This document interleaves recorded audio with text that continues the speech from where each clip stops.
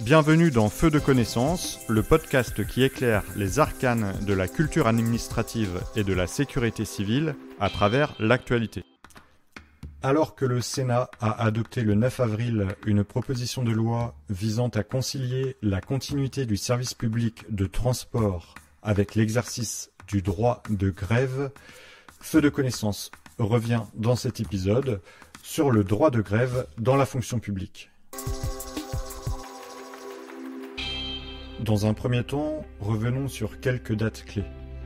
En 1884, la loi Waldeck-Rousseau autorise la formation des syndicats en France.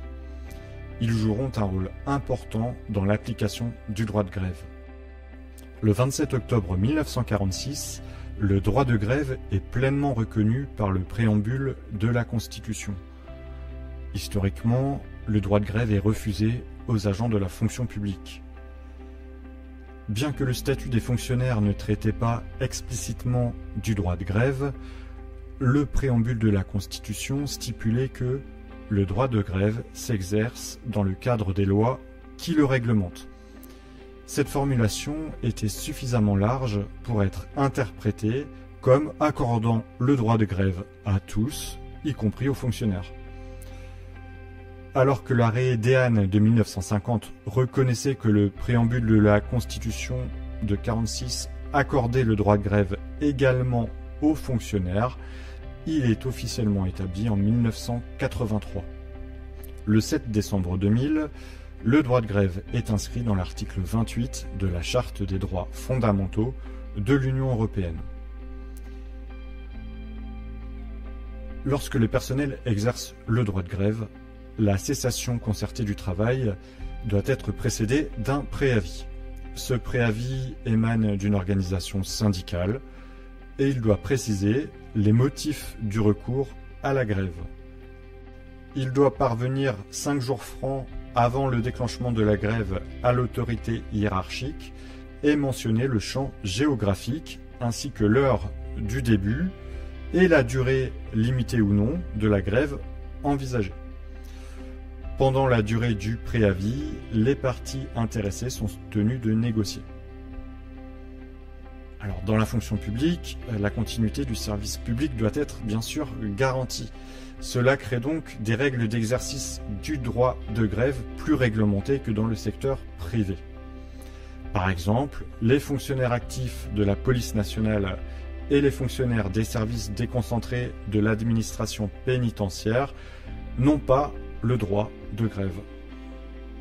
Alors, dans la fonction publique territoriale, un accord peut être signé entre l'autorité territoriale et l'organisation syndicale dans l'objectif de ne pas interrompre la continuité de services publics dans certains domaines, comme la collecte et le traitement des déchets des ménages, le transport public de personnes, l'aide aux personnes âgées et handicapées, l'accueil des enfants de moins de 3 ans ou encore l'accueil périscolaire et la restauration collective et scolaire.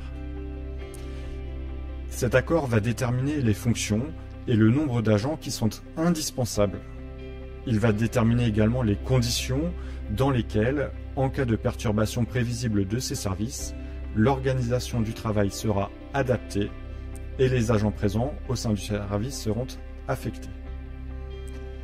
Cet accord est approuvé par l'Assemblée délibérante et à défaut de conclusion d'accord dans un délai de 12 mois après le début des négociations, les services, les fonctions et le nombre d'agents indispensables sont déterminés par délibération de la même Assemblée. Pour les agents territoriaux, ils doivent informer au plus tard 48 heures avant de participer à la grève, comprenant au moins un jour ouvré.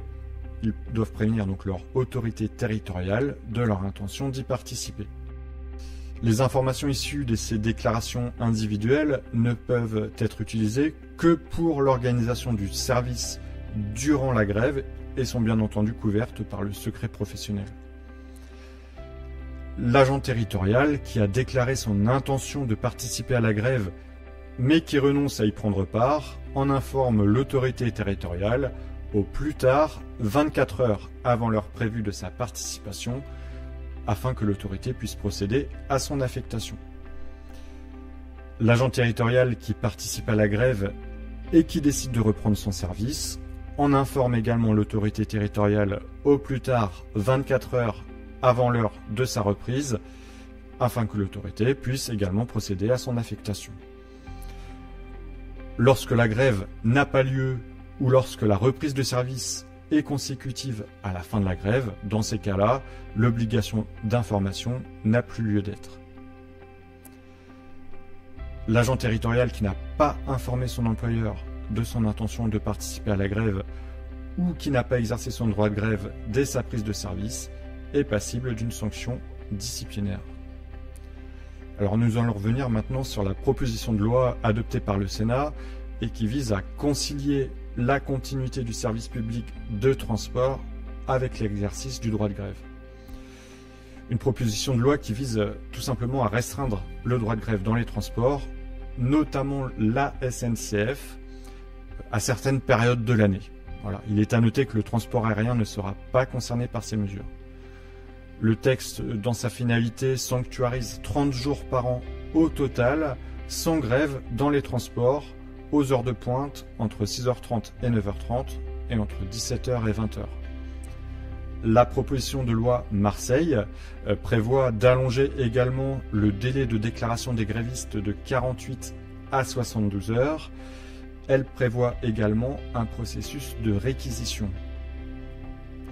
Le texte imposera également aux salariés qui souhaitent faire grève de rejoindre le mouvement dès le début de leur service et non plus en cours de journée, afin de mettre fin au phénomène des grèves de 59 minutes.